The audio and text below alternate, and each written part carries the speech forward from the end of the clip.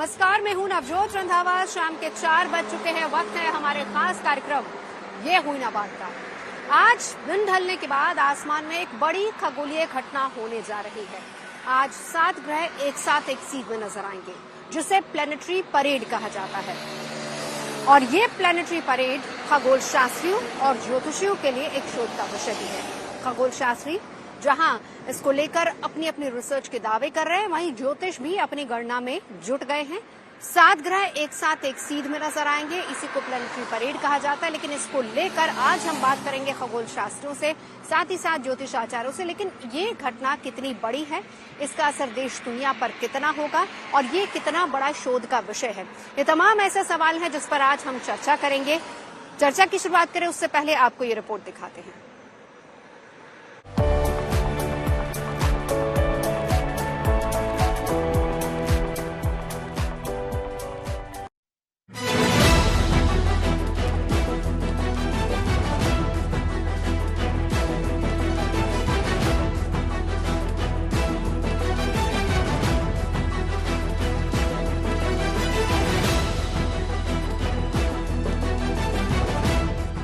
अब से कुछ घंटों बाद जब सूरज ढल जाएगा, तब आसमान में एक अद्भुत नजारा दिखेगा।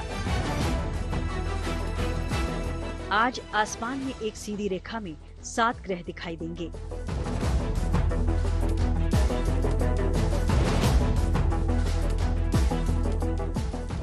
ज्योतिषी और खगोल विज्ञानी इस अद्भुत घटना का बेसब्री से इंतजार कर रहे हैं। आज शाम होते ही इन सभी की नजरें अंतरिक्ष में होने वाले ग्रहों की चाल पर टिक जाएगी। जो हमारा खगोल विज्ञान है, उस विज्ञान के तहत जो है सूर्य सभी ग्रहों के केंद्र में है और सूर्य के और चंद्रमा के आकर्षण शक्ति का पृथ्वी पर सीधा प्रभाव पड़ता है। और इसी प्रकार से जो इन ग्रहों की अपनी अपनी कक्षाओं में गति है, उन गतियों के कारण और उनकी जो गुरुत्वाकर्षण शक्ति है, उसके कारण प्रत्येक जो ग्रह है वो एक दूसरे को प्रभावित करते हैं। तो अलग अलग रह करके ये अलग फल देते हैं और जब सभी ग्रह एक साथ आ जाएंगे तो ये उसका अलग फल होता है। सौरमंडल में सभी ग्रह सूर्य के चक्कर लगा रहे हैं, लेकिन इन सभी ग्रहों के आकार और रफ्तार एक दूसरे से बिल्कुल अलग है। मगर आज रात इन ग्रहों की चाल में ऐसा तालमेल होने वाला है कि ये सारे ग्रह एक साथ दिखाई देंगे। शनि, बुध, नेपच्यून, शुक्र, यूरेनस, बृहस्पति और मंगल के एक सीधी रेखा में आने को एस्ट्रोनॉमी में ग्रेट प्लैनेटरी अलाइनमेंट कहा जाता है। ज्योतिषियों की माने तो 350 साल बाद ये दुर्लभ संयोग बना है, जिसका धरती पर भी असर होगा। महंगाई का क्रम और असंतुलित वितरण और कुछ राज्यों में अचानक जो है वो सत्ता परिवर्तन, जिन जिन क्षेत्रों, जिन जिन देश विशेष में, विशेषकर जैसे मंगल का प्रभाव जिन क्षेत्रों में है, शनि का प्रभाव जिन क्षेत्रों में है, इन क्षेत्रों में राजनीतिक परिवर्तन आपको अचानक दिखाई देगा। तो ये सब विशेष प्रभाव अब जिस परिप्रेक्ष्य में हमारे आचार्य ने कहा है, राजाओं के युद्ध या परस्पर कलह, रक्तप्लव, सेना की हानि, तो इस तरह की स्थितियां भी बनने की संभावना संहिता के ग्रंथों में आई है। आमतौर पर सूरज के चक्कर लगाते वक्त कुछ ग्रह सूरज के एक तरफ होते हैं और बाकी ग्रह दूसरी तरफ, लेकिन सभी ग्रहों का एक ही तरफ एक सीधी रेखा में आना बेहद दुर्लभ है। खास बात ये कि इन सभी ग्रहों को खगोल विज्ञान में दिलचस्पी रखने वालों के साथ साथ आम लोग भी आसानी से देख सकेंगे। ज्योतिष शास्त्र में भी ग्रहों की ऐसी स्थिति को विशेष फलदायी बताया गया है, जबकि कुछ ज्योतिषियों की माने तो ग्रहों का ये मेल पूरे विश्व में कई परिवर्तन लाएगा। जब ये ग्रहों का अलग अलाइनमेंट होता है तो जो उनकी कॉस्मिक रेज हैं वो उनमें भी विक्षोभ उत्पन्न होता है। जैसे हम लोग जानते हैं कि जो सोलर स्टॉर्म्स वगैरह आते हैं, उनका पूरे हमारे वायुमंडल पे विशेष रूप से प्रभाव पड़ता है। तो निश्चित रूप से ऐसे समय में जो हमारी आध्यात्मिक ऊर्जा है, हमारी आध्यात्मिक शक्ति है, वो इस प्रकार से उत्पन्न होने वाले विक्षोभों से हमें बताती है। तो निश्चित हमें उस समय जो है ईश्वर का ध्यान करना चाहिए, जप करना चाहिए, तप करना चाहिए, जिससे कि हम इनका जो अशुभ प्रभाव है वह हमारे जीवन पे न पड़े। इस नज़ारे को देखने का सबसे अच्छा समय सूर्यास्त के करीब 45 मिनट बाद होगा। इनमें से कुछ ग्रह तो नंगी आंखों से भी देखे जा सकेंगे। शुक्र सबसे चमकदार दिखेगा और मंगल का रंग लाल होगा। शनि धुंधले बिंदु की तरह और बृहस्पति ग्रह सफेद बिंदु जैसा दिखेगा। हालांकि नेपच्यून और यूरेनस को देखने के लिए टेलीस्कोप की मदद लेनी होगी। इन ग्रहों को एक साथ देखने के लिए सही समय और सही जगह पर होना जरूरी है। इस अद्भुत घटना का दिखना ग्रहों के उगने और अस्त होने के समय और आकाश में उनकी लोकेशन पर भी निर्भर करता है। जिन लोगों के लिए सभी ग्रहों को टेलीस्कोप से देखना मुमकिन नहीं है, वो कुछ ऑनलाइन टूल्स की मदद से भी इसे देख सकते हैं। रोशन जायसवाल के साथ bureau report, good news today.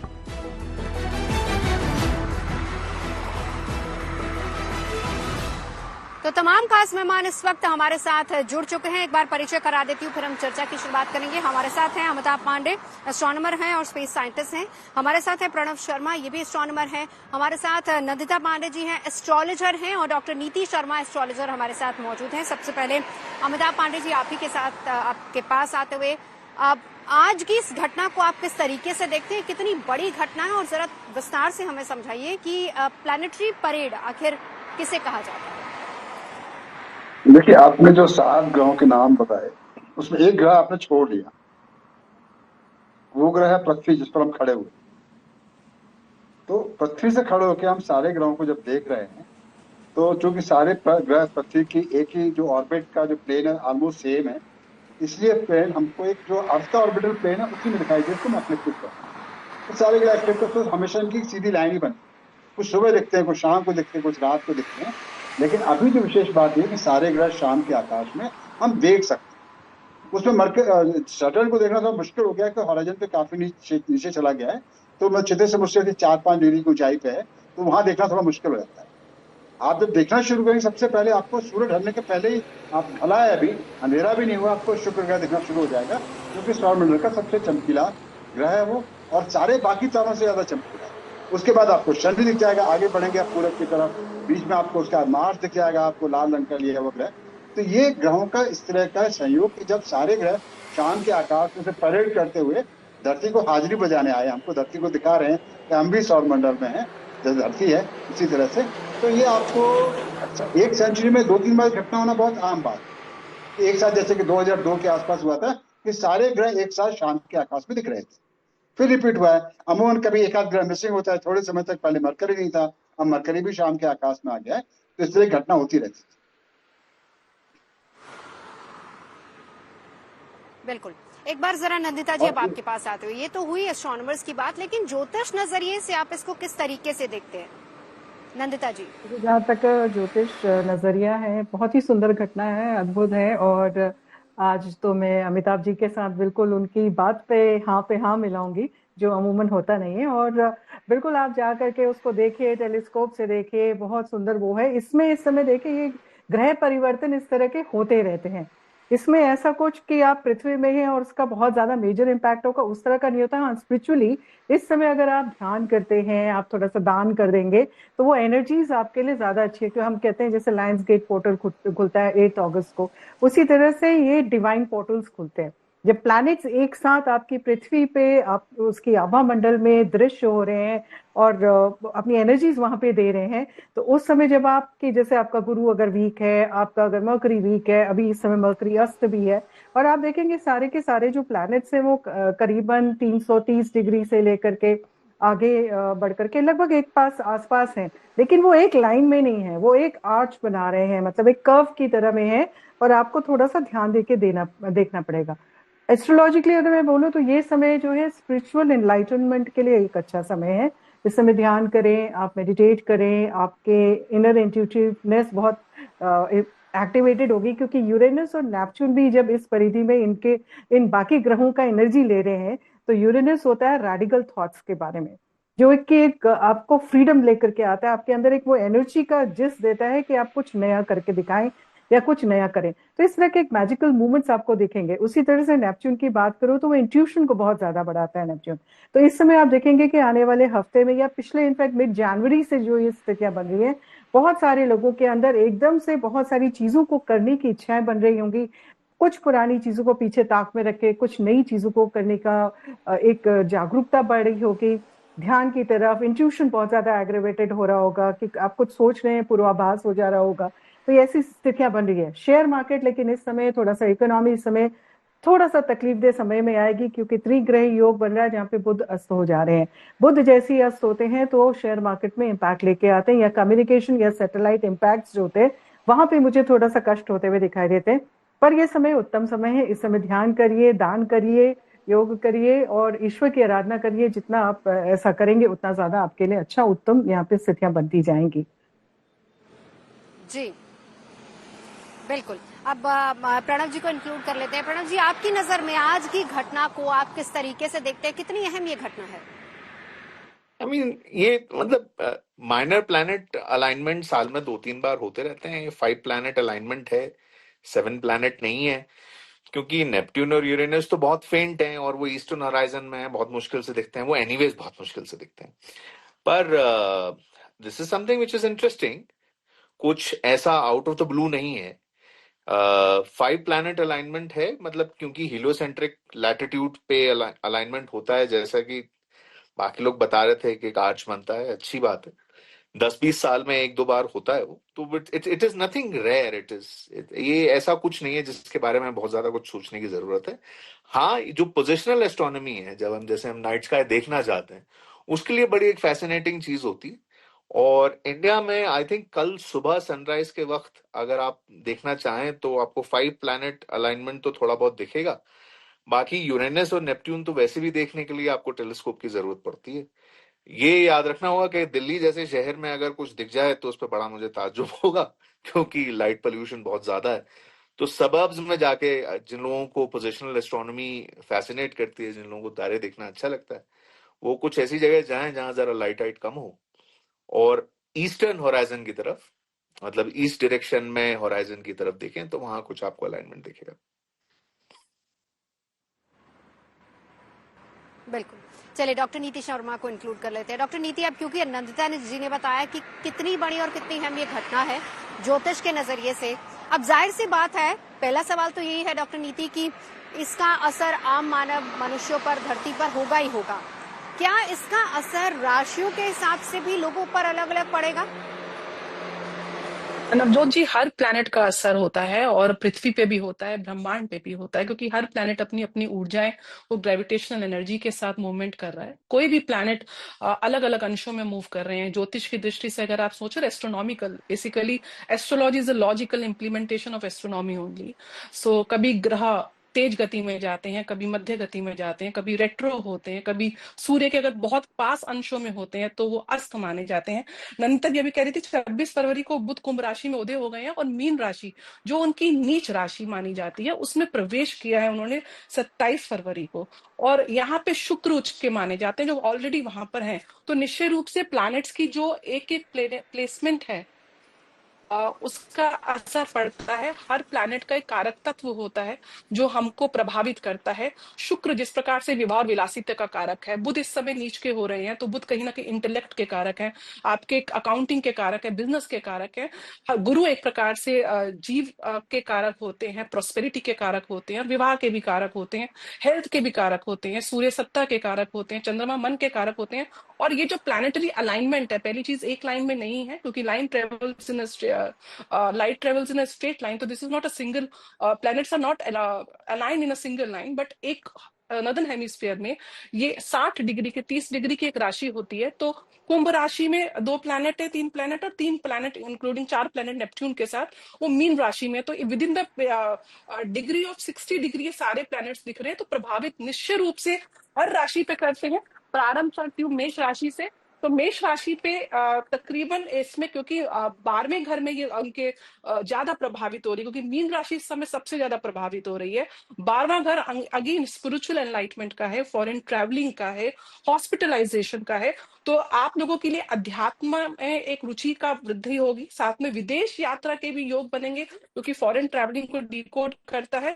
धन की हानि की, क्योंकि एक्सपेंडिचर का भी हाउस है, तो आपको धन की हानि, तो अपने फाइनेंसिस को थोड़ा कंट्रोल करके रखेंगे और निर्णय लेने में, डिसीजन मेकिंग में आपको सावधानी बरतनी है। वृषभ राशि शुक्र प्रधान राशि है। वृषभ राशि के प्लैनेट शुक्र इस समय उच्च के चल रहे हैं, तो आप लोगों के लिए लाभ भाव में ये युति का सबसे ज्यादा प्रभाव पड़ रहा है। नए लोगों से संपर्क पड़ेंगे, नेटवर्क सर्कल इंक्रीज होगा, सरकार के हाईली ऑफिशियल्स के साथ आपके नेटवर्क बनेंगे और समाज में मान प्रतिष्ठा वृषभ राशि वाले जातकों के लिए बनेगी। धन निवेश में आपको जो है सतर्कता रखनी है। शेयर मार्केट में अगर आप इन्वेस्ट करते हैं तो थोड़ा सा कॉशियस हो जाइए, और स्वास्थ्य का भी आपको विशेष रूप से ख्याल रखना है, क्योंकि थोड़ा सा आप ओवर इंडल्जेंस फूड हैबिट्स आपकी थोड़ी सी इस समय जो है वो मैं समझती हूँ हेल्दी नहीं रहेंगी। मिथुन राशि की अगर मैं बात करूं तो आपके करियर में उन्नति है, क्योंकि 10th हाउस में, ये आपके कर्म के हाउस में ये अलाइनमेंट का सबसे ज्यादा इफेक्ट पड़ रहा है। आपके जो सीनियर्स हैं वो आपको बहुत ज्यादा हेल्प आउट करेंगे। बॉस के साथ आपके रिलेशंस खराब चल रहे हैं तो वहां पे इंप्रूवमेंट होगी। काम का बोझ बढ़ सकता है, ओवरलोड आपके कंधों पे आ सकता है, जिसकी वजह से एंजाइटी इशू या मानसिक तनाव की समस्या आपसे परेशान हो सकते हैं। कर्क राशि की अगर मैं बात करूं तो कर्क राशि वालों के लिए भाग्य भाव में, 9th हाउस में इसका सबसे ज्यादा प्रभाव देखा जाएगा। और यहाँ पे आपको धार्मिक यात्राओं में, क्योंकि रिलीजन का भी हाउस है, धर्म का हाउस है, धार्मिक यात्राएं बढ़ेंगी। उच्च शिक्षा के लिए अगर आप प्लान कर रहे हैं, विद्यार्थियों के लिए बहुत अच्छा समय है। विवाह के भी योग कहीं ना कहीं प्रबल होंगे, बातचीत चालू होगी, लेकिन आपके पिता के साथ आपका मतभेद या उनका स्वास्थ्य खराब हो सकता है। साथ साथ यात्रा करने में थोड़ी सी सावधानी बरतें, अपने सामान का विशेष रूप से ख्याल रखें। सिंह राशि की अगर मैं बात करूं तो कहीं ना कहीं 8th हाउस में है, तो गुप्त धन की प्राप्ति। राशियों का जिक्र हम आगे करेंगे, लेकिन अमिताभ जी अब आपके पास आते हुए अब सवाल यहाँ पर ये है अमिताभ जी कि देखिए, कुछ भी अगर खगोलीय घटना घटती है तो वो आप लोगों के लिए और एस्ट्रोनॉमर्स के लिए बहुत बड़ा शोध का विषय होता है। अब यहाँ 7 प्लेनेट है जो एक साथ आ रहे हैं, तो ये कितने बड़े शोध का विषय है आप लोगों के लिए? देखिए, पहली बात तो ये कि अभी शाम के आकाश में आपको आंख से हमको सिर्फ 5 प्लान दिखते हैं, बाकी 2 प्लान देख लीजिए, टेलीस्कोप की जरूरत पड़ती है। इसके लिए जैसे मैं स्टार्स के साथ काम कर रहा हूँ, तो हमने यहाँ पे नक्षत्र सभा प्रोग्राम ऑर्गेनाइज किया है उत्तराखंड टूरिज्म डेवलपमेंट बोर्ड के साथ। तो सैकड़ों लोग देखने के लिए आते, मतलब ये एक ऐसी घटना है जिसको हमको देखना जरूरी है। हमने तारों को देखना बंद कर दिया, नक्षत्रों को देखना बंद कर दिया। और सबसे महत्वपूर्ण बात यह है कि जो सारे प्रभावों की चर्चा करते हैं सारे लोग, वो पृथ्वी का प्रभाव बिल्कुल ही चर्चा नहीं करते हैं कि जो हमारी जिंदगी में हमारी पृथ्वी, हमारा ग्रह, हमारा देश, हमारी परिस्थिति, हमारी राजनीति, हमारा समाज सबसे ज्यादा प्रभावित करता है। तो जरूरत इस बात की है कि आप आइए इस तरह के प्रोग्रामों में, नक्षत्र सभा का प्रोग्राम चल रहा है स्टारस्केप का, और देखिए, टेलीस्कोप से देखिए, आपको इन ग्रहों की असलियत पता चलेगी। और ये असलियत हमको विज्ञान वेद सिखाता है। तो ये बहुत जरूरी कि आप इनको देखिए, ये विज्ञान और इसके जानेंगे, उनको समझेंगे, वो कल वहां जाएंगे भी। तारों ने हमारा भविष्य निर्धारित नहीं किया है, हमारा भविष्य तारों में। कल हम नक्षत्र लोक में जाएंगे, मंगल पे जाएंगे, शनि पे जाएंगे, वहां पे अपनी बस्तियां बसाएंगे, एस्ट्रॉइड बेल्ट में जाएंगे, दूसरे तारों पर भी जाएंगे। ये महत्वपूर्ण। बिल्कुल। नंदिता जी, अब आपके पास आते हुए आपने सुनी अमिताभ जी की बात भी सुनी, लेकिन अब यहाँ पर यह है कि ज्योतिषियों के लिए ज्योतिष जो होते हैं वो इसके अलग नजरिए से देखते हैं, एस्ट्रोनॉमर्स अलग नजरिए से देखते हैं।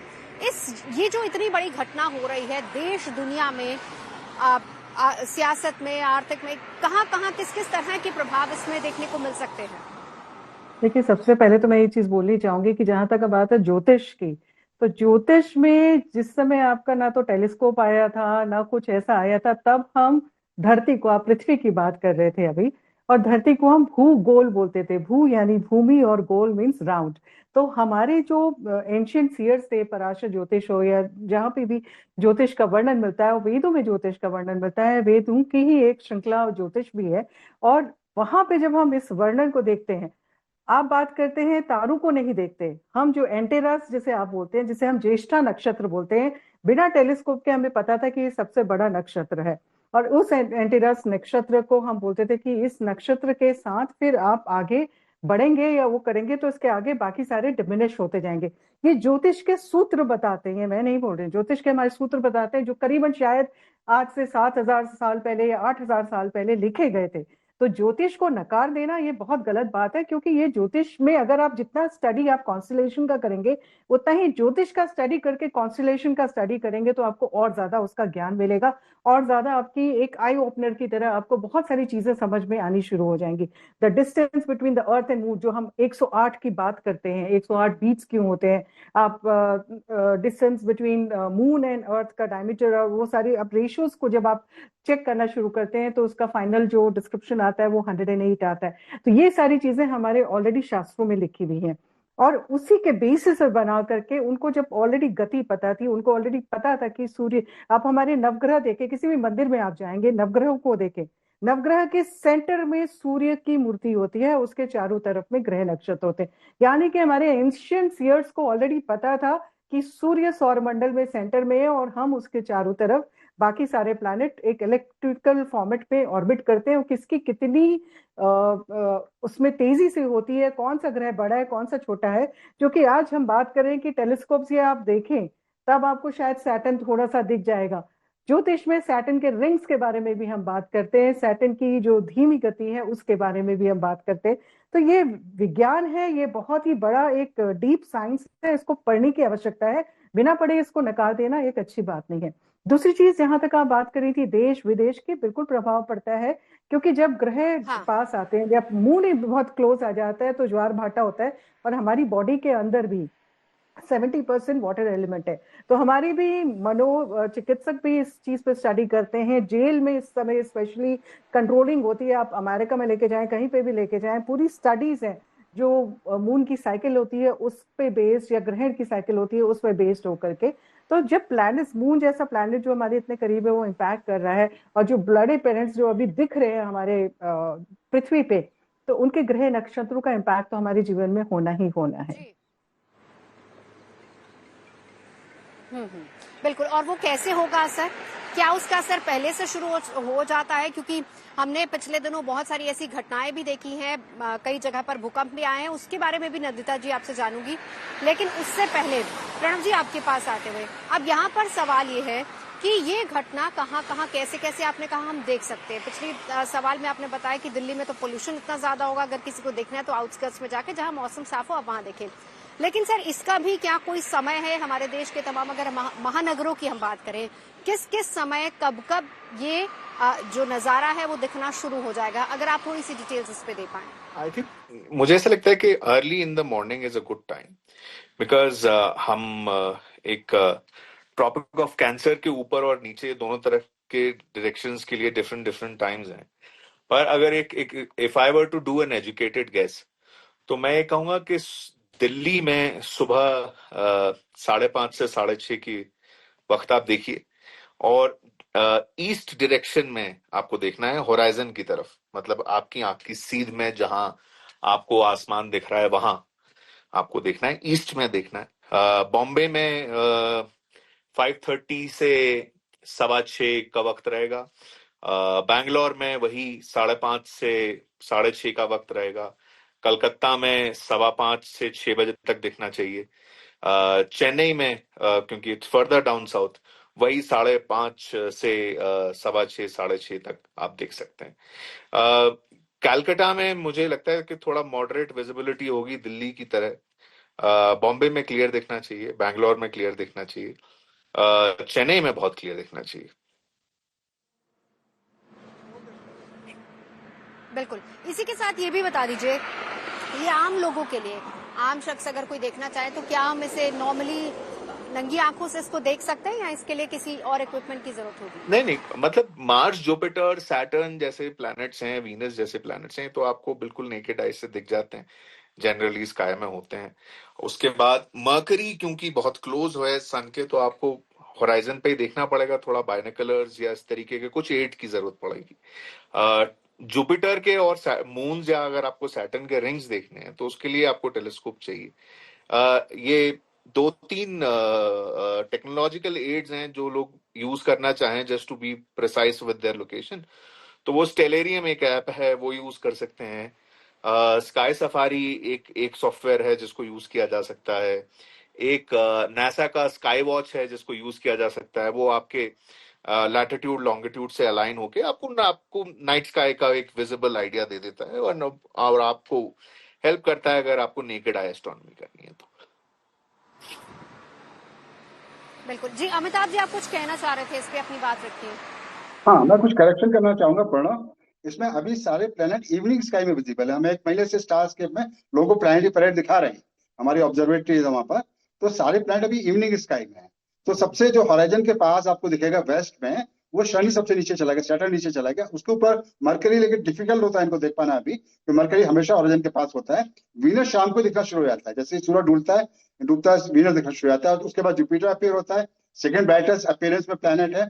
फिर मार्स भी दिखना शुरू होता है। तो सारे प्लैनेट इवनिंग के स्काई में विजिबल हैं, और हमारे जो स्टारस्केप के ऑब्जर्वेटरी में लगातार लोगों को वहां दिखा भी रहे हैं। दिल्ली में भी हमने प्रोग्राम ऑर्गेनाइज किए इसके लिए। शहरों में देखना मुश्किल होता है कि लाइट पॉल्यूशन बहुत ज्यादा हो गया है। तो क्या सिर्फ आपको वीनस और मार्स और आपको ये अपना जुपिटर ही दिख पाएगा, बाकी देखना मुश्किल हो जाता है।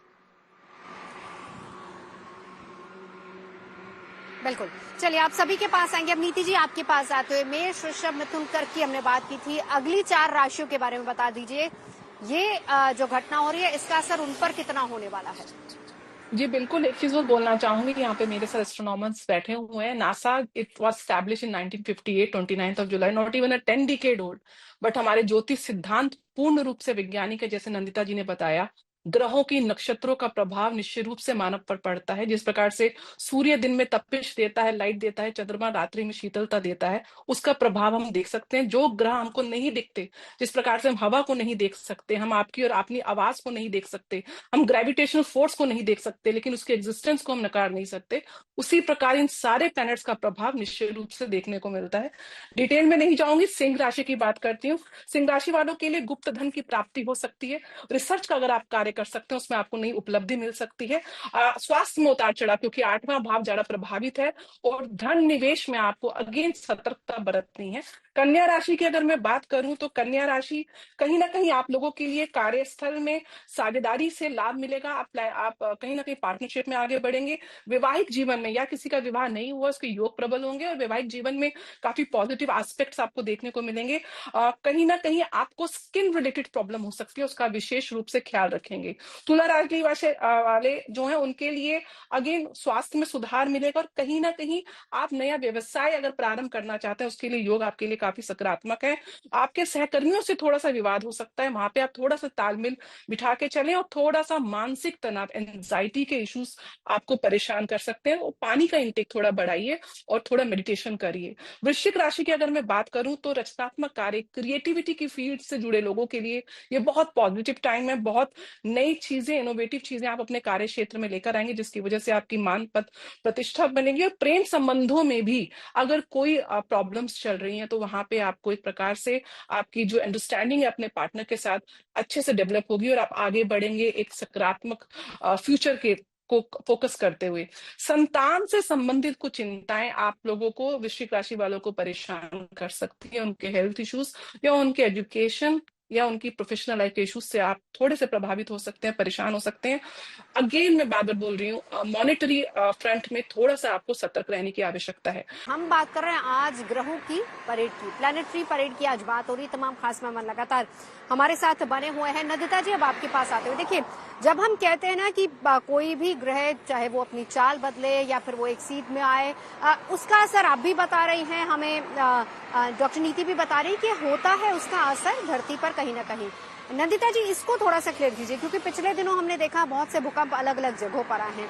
क्या हम ये कहेंगे कि ये इसका ही नतीजा है, क्योंकि इसके जो प्री इफेक्ट्स है वो पहले से शुरू हो जाते हैं? देखिए, ये जो प्लानिटरी अलाइनमेंट्स है, ये अलाइनमेंट्स ऑलरेडी मिड जनवरी से शुरू हो चुकी थी, और अभी मार्च तक कंटिन्यूड रहेंगी। लेकिन ये जो इम्पैक्ट है, ये अभी 14 मार्च में जो टोटल ल्यूनर एक्लिप्स आएगा, ये जब टोटल ल्यूनर एक्लिप्स होता है वो 3 महीने तक का में इम्पैक्ट देना शुरू करता है, तो उसका अधिक असर ज्यादा दिखाई देता है कंपेयर टू इस समय जो प्लानिटरी अलाइनमेंट्स है। ये जो प्लानिटरी अलाइनमेंट्स है, ये बात करेगी जनमानस के लिए, जनमानस में क्या किस तरह के बदलाव आ रहे हैं, सत्ता पलट हो रही है, या किस तरह की चेंजेस आ रहे हैं, या फिर एक मासेस में क्या उग्रता आई है या नहीं आई है, क्योंकि एक्शन ओरिएंटेड ये प्लानिटरी अलाइनमेंट्स नजर आते हैं। जिसमें कि एक्शन कैसा आएगा, एकदम से अचानक से एक्शन होगा, एक इनडायरेक्ट वे में एक्शन होगा। और I would like to correct कि बुध अस्त नहीं, बुध जो है नीच के अभी हो गए, उदय तो हो चुके थे लेकिन नीच के हो गए, नीच भंग हो गए। लेकिन बुध जब नीच के भी हो जाते हैं तो उस समय कम्युनिकेशन से रिलेटेड, सैटेलाइट से रिलेटेड, किसी भी तरह के शेयर मार्केट से रिलेटेड बहुत ज्यादा उथल पुथल होती है, क्रिप्टो करेंसी से रिलेटेड उथल पुथल अभी रिसेंटली आपने देखा। तो जरूर इसका प्रभाव तो पड़ता है, मैं ऐसा नहीं कहूंगी कि प्रभाव नहीं पड़ता, क्योंकि हम ऑलरेडी उस ट्रांजिट में है जहाँ पे ये प्लानिटरी अलाइनमेंट्स दिख रहे हैं। तो हर कोई प्लैनेट अपनी एनर्जी दे रहा है धरती पर और उस एनर्जी का इम्पैक्ट आ रहा है। अब जैसे शनि इस समय स्वराशि है, लेकिन शनि इस समय बिल्कुल बूढ़े हो चुके हैं, एज इन वो बिल्कुल ट्रांजिट उसमें है जो दूसरे एक ग्रह से दूसरे घर में गोचर करने वाले हैं, मीन राशि में गोचर करेंगे अपनी स्वराशि से। तो अभी जब तक स्वराशि में है तो अच्छे रिजल्ट रहे थे, लेकिन अब अस्त हो गए हैं तो अब थोड़ा सा शेयर मार्केट में मध्यम रिजल्ट देंगे, एक जनमानस से रिलेटेड चीजों में कम इम्पैक्ट होगा। लेकिन मंगल जो थे नीच के थे और मंगल जो है रेट्रो थे, तो मंगल के रेट्रो होने की वजह से, और मंगल बहुत ज्यादा जब भी करीब आते हैं धरती के, ये पहले भी आप देखेंगे कभी भी मंगल जब भी करीब आए हैं तो उस वक्त में भूकंप आदि की समस्याएं ज्यादा होती हैं, नेचुरल डिजास्टर ज्यादा होते हैं, ये अमूमन देखा गया है। मंगल जब भी नीच का होता है, मंगल नेगेटिव होता है या रेट्रोगेट होता है, उस समय में एग्रोवेशन बहुत ज्यादा होता है, लोगों में आपस में मारधाड़ की स्थितियां बन जाती हैं, किसी भी चीज को कोई भी चीज को हैंडल करने में संयम नहीं रह पाता, तो उस तरह की स्थितियां बनती है। तो ये एक ऐसी स्थिति नजर आ रही है इस समय प्लानिटरी अलाइनमेंट्स में। लेकिन गुरु जो है इस समय बहुत ज्यादा प्रबल है, अबंडेंस का कारक है, तो गुरु अपनी सकारात्मकता भी दिखा रहे हैं, अच्छी चीजों में भी कर रहे हैं। शुक्र इस समय उच्च के हो गए हैं, तो शुक्र उच्च के होने से लग्जरी से रिलेटेड, मीडिया से रिलेटेड, फैशन इंडस्ट्री से रिलेटेड, खाद्य पदार्थों से रिलेटेड, इन सब चीजों में बहुत ज्यादा कंफर्ट लेवल लेकर के आना शुरू करेंगे। तो प्लैनेट्स अगर मैं देखूं, कुछ प्लैनेट्स अगर उग्र हो रहे हैं तो कुछ प्लैनेट्स बैलेंस भी कर रहे हैं इस चीज को। तो अमूमन ये जो पूरा समय है, ये समय एक खट्टा मीठा सा समय रहेगा और ये मार्च के एंड तक का इसका इम्पैक्ट रहेगा।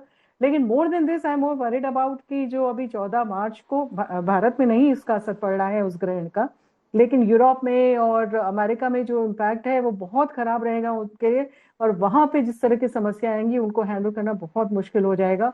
एयर से संबंधित, हवा से संबंधित, हवाई विमानों के जैसे एक्सीडेंट्स अभी इतने सारे हुए हैं, फायर एक्सीडेंट्स हुए हैं, ये सारी चीजों को ये एग्रेवेशन मुझे होता हुआ नजर आता है इस समय।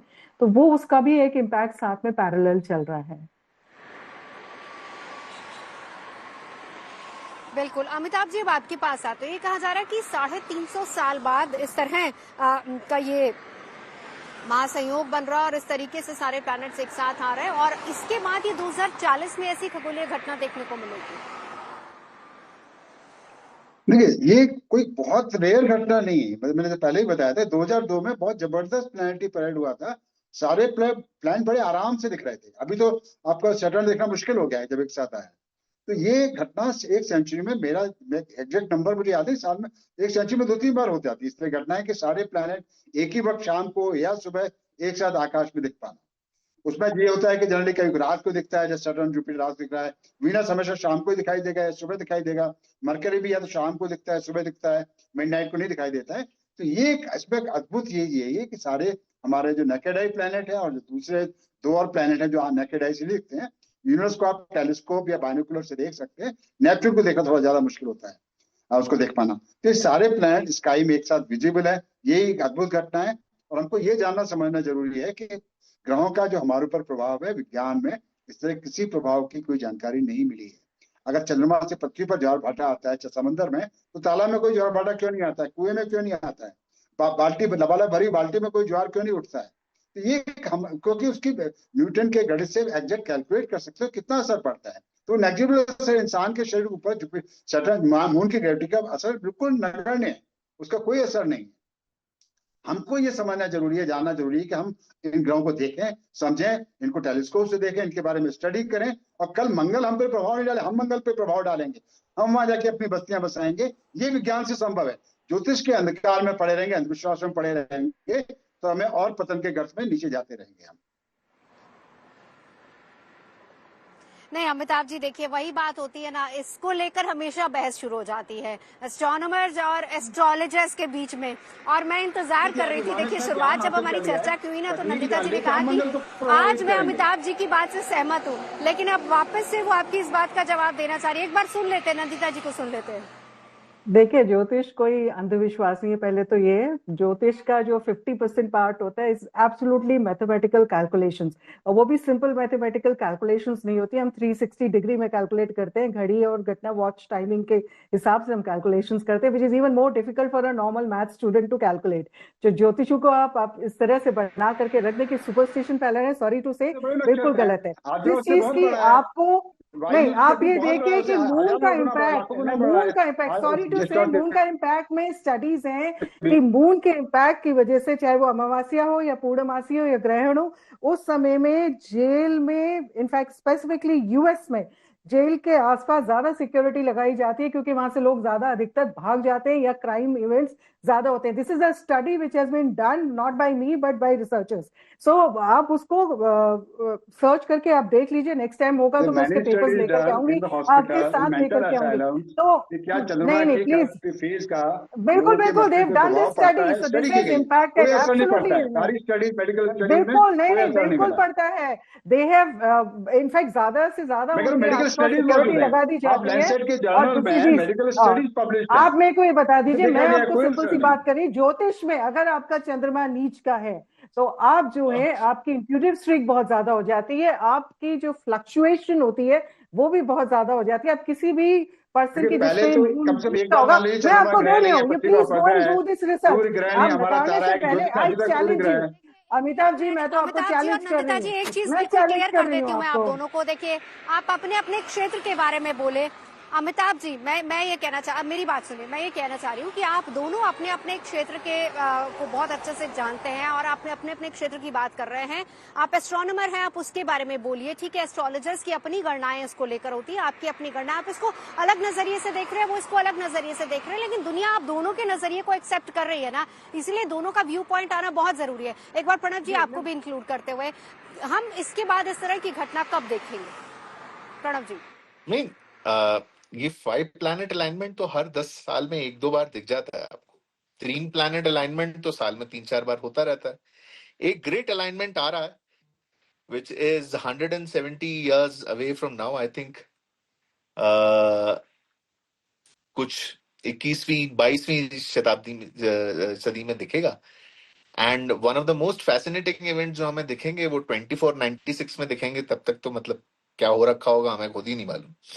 पर ये this is nothing very phenomenal. Positional astronomy के लिए बहुत अच्छा है, क्योंकि मतलब जो लोग नाइट स्काई देखना चाहते हैं, जिन्हें अच्छा लगता है, उनके लिए बहुत रेयर इवेंट होता है कि आपको इतने सारे प्लैनेट्स एक बार में देखने को मिल जाए। And the reason why I said कि morning times are better in watching instead of evening time, क्योंकि तब आप मरकरी भी देख सकते हैं, वीनस तो आपको दिख ही जाएगा। बिल्कुल जी। चलिए डॉक्टर नीति, अब आपके पास आते हुए बाकी 4 राशियों के बारे में बता दीजिए, कितना असर उन पर होने वाला है?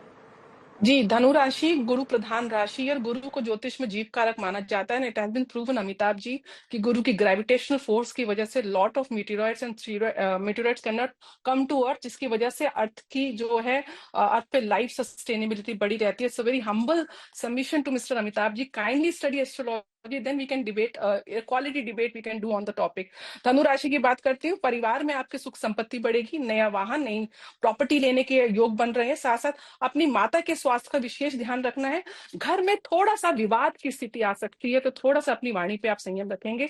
मकर राशि की अगर मैं बात करूं तो यात्राओं के योग प्रबल हो रहे हैं। आपकी कम्युनिकेशन स्किल्स इस समय बहुत शार्प रहेंगी। अपनी कम्युनिकेशन स्किल्स की वजह से जो मीडिया के प्रोफेशनल्स हैं वो अपनी जो पर्सनल प्रोफेशनल लाइफ में काफी आगे बढ़ते हुए देखे जाएंगे। साथ साथ आप लोगों के भाई बहन के साथ थोड़े से मतभेद हो सकते हैं, वहां पे थोड़ा सतर्क रहें। और ड्राइविंग के समय, वाहन चलाते उस समय सड़क के रूल्स को फॉलो करें, क्योंकि कहीं ना कहीं वाहन चलाते समय माइनर एक्सीडेंट्स के चांसेस दिख रहे हैं। कुंभ राशि की बात करूं तो धन लाभ के योग बने हुए हैं, लॉन्ग टर्म सेविंग्स करते हुए आप देखे जाएंगे। शेयर मार्केट से आपको लाभ हो सकता है अगर आप वाइजली इन्वेस्ट करें, परिवार का सहयोग मिलेगा, आप कहीं ना कहीं संचित धन को अक्यूमुलेट करेंगे। नकारात्मक प्रभावों में कहीं ना कहीं आपको अपनी वाणी पे संयम रखना है और कुछ स्पाइसी फूड से दूर रहना, उसकी वजह से हेल्थ इश्यूज हो सकते हैं। अंत में मीन राशि गुरु प्रधान राशि, जहां पे शुक्र उच्च के हैं, बुध नीच के चल रहे हैं, और कहीं ना कहीं यहाँ पे गुरु की प्रधानता रहती है। ये कहीं ना कहीं अध्यात्म की राशि होती है। आप लोगों के अंदर हेल्थ के बेनिफिट्स देखे जा रहे हैं, आपके आत्मविश्वास में काफी वृद्धि होगी, सेल्फ कॉन्फिडेंस भरा रहेगा, नए अवसर आपके जीवन में दस्तक देंगे जिसको आप प्रिवेल करेंगे और जीवन में आगे बढ़ते हुए देखे जाएंगे। अहंकार से बचना है, सिर्फ ईगो को आपको कंट्रोल करके रखना है, तो आने वाला समय आपके लिए काफी सकारात्मक रहेगा। और इतना ही बोलना चाहूंगी, ज्योतिष पूर्ण रूप से वैज्ञानिक है, कौन से नक्षत्र में कब ग्रहण लग रहा था हमारे पंचांग वर्षों से बता रहे हैं। नासा ना केवल मतलब 80 दशक पहले भी नहीं आया ऑब्जर्वेटरी, उससे पहले प्लैनेट्स अलाइनमेंट वर्षों से, कितनी लाइट ईयर दूर चंद्रमा की दूरी है, सूरज की दूरी है पृथ्वी से, ये हनुमान चालीसा में उसका वर्णन है। तो मैं सिर्फ बोलूंगी कि स्टडी के बाद अगर हम डिबेट करें किसी भी टॉपिक पे तो वो ज्यादा अच्छा रहेगा। जी चलिए, ठीक है। एक बार अब नंदिता जी आपके पास आते हुए, अगर हम भारत के परिप्रेक्ष्य में बात करें तो कितना असर भारत पर इसका हो सकता है? जी, उससे पहले थोड़ा सा कंटिन्यू करूंगी। नीति जी ने जो बोला, हनुमान चालीसा का वर्णन किया, हनुमान चालीसा लिखी थी तुलसीदास जी ने 16वीं शताब्दी में। टेलीस्कोप जो आया था वो 17वीं शताब्दी में आया था। उसमें एक श्लोक है, युग सहस्र योजन पर भानु लील्योताई मधुर फल जानू, यानी कि हनुमान जी ने एक युग से उसको जो कैलकुलेशन है उसका डिस्टेंस आता है अर्थ एंड सन के बीच में। सो वो चीज उनको बिना टेलीस्कोप के पता चल गई। तो ये there has to be some basis on astrology, जिसके बेसिस में ये सारी गणनाएं हुई। अभी आप जैसे कह रहे हैं भारत पे इसका असर क्या रहेगा, तो देखिए भारत अभी तो ठीक है, लेकिन भारत के लिए मध्य मिड ईयर से ऑनवर्ड से थोड़ा सा चंद्रमा में सूर्य की अंतर्दशा रहेगी, जो कि अच्छी नहीं रहेगी, और एक हल्का सा अमावस का योग बन रहा है जो इनके लिए कष्टकारी हो सकता है। उसके बाद जाकर के फिर मंगल की महादशा शुरू होगी। मंगल की महादशा में खट्टे मीठे असर रहेंगे, लेकिन भारतवर्ष के लिए 2032 के बाद एक बहुत सुंदर समय आ रहा है, स्वर्णिम समय आ रहा है, जो भारत को आगे बढ़ाता जाएगा। अभी इस समय भारत में कुछ कुछ एरियाज में थोड़ा सा कष्ट हो सकते हैं, स्पेशली नॉर्थ ईस्ट वाली साइड को अगर देखें तो वहां पे थोड़ा प्रॉब्लमेटिक एरियाज हो सकते हैं। उस एरिया में ध्यान देने की आवश्यकता है। नॉर्थ ईस्ट टेरिटरीज में या नॉर्थ ईस्ट वाली साइड में इम्पैक्ट ज्यादा आ रहा है और नॉर्थ में ज्यादा आ रहा है, तो ये एरिया थोड़ा सा कष्टकारी हो सकते हैं। और साउथ में बिकॉज अभी मंगल जो है इस समय जेमिनाई में है, और मिथुन राशि के बाद उसके बाद अप्रैल में सीधे फिर नीच का हो जाएगा, तो साउथ वाले डायरेक्शन में भी थोड़ा सा कष्ट, यहाँ पे बॉर्डर टेंशन्स या कुछ ऐसे हो सकते हैं। बिल्कुल। अमिताभ जी आपके पास आते हुए, अब इस तरह की जब ब्रह्मांड में कोई विलक्षण घटना होती है, आपने कहा कि खगोल शास्त्री नहीं मानते कि इसका असर धरती पर होता है, लेकिन आप लोग जब शोध करते हैं तो किस तरह के शोध इसको लेकर किए जाते हैं? देखिए, शोध का परिणाम यह है कि हम बहुत जल्दी मंगल पे जाके पृथ्वी का अलाइनमेंट देखेंगे दूसरे ग्रहों के साथ, अगर 2090 तक होगा, अगर विज्ञान के साथ, खगोल विज्ञान के साथ हम चले। तो विज्ञान तो छोटी छोटी जानकारी इकट्ठी करता है, बहुत बड़े दावे नहीं करता है कि कितना असर होता है, कितना असर नहीं होता है, या असर नहीं होता, उल्टा होता है। तो विज्ञान में किसी राशियों के कौन सी रश्मियां निकल रही हैं, उस सारी रश्मियों का अध्ययन करते हैं, उनका कितना इंटेंसिटी है, उसका फ्रीक्वेंसी कितना, उसका वेवलेंथ कितना है, ग्रेविटी का एग्जैक्टली क्वांटिटी कितनी है। अगर ये हनुमान चालीसा वाली गणना से हम अंतरिक्ष यान भेजने शुरू कर दिए तो गारंटी देता हूं कि सारे मिशन क्रैश कर जाएंगे या फेल हो जाएंगे, क्योंकि योजन के 10 पॉइंट, कहीं 8 मील का योजन है, कहीं 12 मील का योजन है। तो ये विज्ञान एकदम एक्यूरेट कैलकुलेशन करता है, सही, और जो गलती उसको ठीक करता है। ये विज्ञान की सबसे इंपॉर्टेंट चीज है कि अगर विज्ञान ने कल तक गलत बताया, आज पता चला ये बात सही है, तो उसको मानना शुरू कर देता है, पुरानी गलती को छोड़ देता है। ज्योतिष का दिक्कत ये हो जाती है कि पिछले 2000 सालों ने इसमें अपने आप में एक सुधार नहीं किया है। 4 सालों में जो विज्ञान की खोज है उसका 1% भी इन्होंने एक्सेप्ट नहीं किया, एक भी चीज एक्सेप्ट नहीं की है। यहाँ पे दिक्कत हो जाती है। तो हमको देखना चाहिए, ऑब्जर्व करना चाहिए। अब तो हम समझ पूरे देश में जगह जगह ऑब्जर्वेटरी बना रहे, प्राइवेट ऑब्जर्वेटरी, जहाँ पे आप स्टार ऑब्जर्वेटरी में आके देख सकते हैं प्लैनेट को अपनी आंखों से। बिल्कुल। नंदिता जी, इसमें कुछ कहना चाहेंगी आप? जी, मुझे हंसी आ रही है इस बात को सुनकर के कि ज्योतिष बहुत रिजिड है। इनफैक्ट ऑन द कॉन्ट्ररी, ज्योतिष is the most flexible science, जहाँ पे आप बहुत सारी अभी भी रिसर्चेस चल रही है। द ओनली फैक्ट इज कि ना तो हमारी गवर्नमेंट उसको रिकग्नाइज करती है, ना साइंटिस्ट उसको रिकग्नाइज करें। पर मैं तो आपको अमिताभ जी इनवाइट करना चाहूंगी कि आप एक बार इस चीज को एक चैलेंज की तरह लीजिए और उसको, हम जो बोल रहे हैं उसको डिफाई करिए कि ये बिल्कुल गलत है, मैं ये रिसर्च मान करके ये लेकर के आता हूँ, एंड फिर हम उसको कोलैबोरेट करें और देखें कि कैसा है कैसा नहीं है। क्योंकि ज्योतिष जहां तक का है, ज्योतिष में इतनी डीपर स्टडी है, इतनी ज्यादा डिटेल्ड स्टडी है कि अगर उसमें जाए तो इवन माइन्यूटेस्ट मिली सेकेंड्स तक का में जाकर के हम कैलकुलेशन करते हैं। तो अगर ये आप ये कह रहे हैं कि ये बिल्कुल ही बहुत ही आप जो बात करें वो बहुत ही सररियल लेवल में, एक ऊपर के लेवल में जो एक किताब का कवर होता है, शायद उसको देख करके आप सोच रहे हैं कि इस किताब के अंदर कुछ नहीं है, लेकिन किताब के अंदर जब जाएंगे तो इतना गहन है कि समुद्र के अंदर के किनारे पे अगर आप रेत लेंगे तो रेत की जितनी कण है उस कण से अधिक ज्योतिष शास्त्र में शास्त्रों के सूत्र लिखे हुए हैं। ठीक है, एक बार नीति जी की भी बात सुन लेते हैं। नीति जी। नवग्रह का शांति मंत्र है, ब्रह्मा मुरारी त्रिपुरांतकारी भानु शशि भूमि सुतो बुधश्च गुरुश्च शुक्रश्च शनि राहु केतवा सर्वे ग्रह शांति कर भवन्तु। इसमें मंगल को भूमि सुतः बोला है। सुतः का मतलब पुत्र। आज अमिताभ जी बात कर रहे हैं कि हम मंगल से प्रभावित नहीं है, मंगल हमसे प्रभावित होगा, मंगल में जाके जीवन को स्थापित करेंगे। तो हमारे शास्त्र ने तो बता ही दिया है कि मंगल भूमि का सुतः है, पुत्र है, तो भूमि के अंश उसमें कहीं ना कहीं विद्यमान है। एक अटैक के बाद वो अलग ऑर्बिट पे जाके रोटेट करने लग गया। नहीं सर, आप पंचांग खोलिए, मेरे आपसे बहुत हम्बल सबमिशन है, हम डिबेट करेंगे इस विषय पे, बट तब जब आप एस्ट्रोलॉजी की 4 किताबें पढ़कर बैठेंगे तब करेंगे आपसे डिबेट, तो तब तार्किक डिबेट होगी। Without knowledge on the subject no one can, I can't debate on astrology unless and until I do this. तो फिर से पैदा हुआ एक बड़े ग्रह की टक्कर से, मार्स के चाय की टक्कर से चंद्रमा बना। सर ऐसे तो हर चीज बिग बैंग थ्योरी से, हर चीज बिग बैंग थ्योरी आप लेकर आते हैं, आप एक्सप्लोजन लेकर आते हैं, बिग बैंग थ्योरी लेके जाते हैं। अध्यात्म कहता है कि जो नाभि से, भगवान विष्णु की नाभि से ब्रह्मा की उत्पत्ति हुई, जिन्होंने सृष्टि का सृजन किया, तो वो नाभि क्या है? It is a synonym of black hole only. आप कहते हैं कि एक्सपेंशन हुआ ब्लैक होल में और उसके बाद यूनिवर्स जो है continuously it is beating, it is contracting and expanding.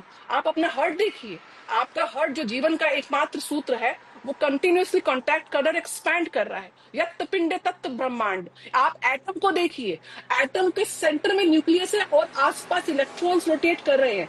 यत् पिंडे स्मॉलर एलिमेंट जो एटम है, वहीं आप अगर ब्रह्मांड में जाएंगे, सूर्य सेंटर में और एक ग्रह उसके आसपास रोटेट कर रहे हैं।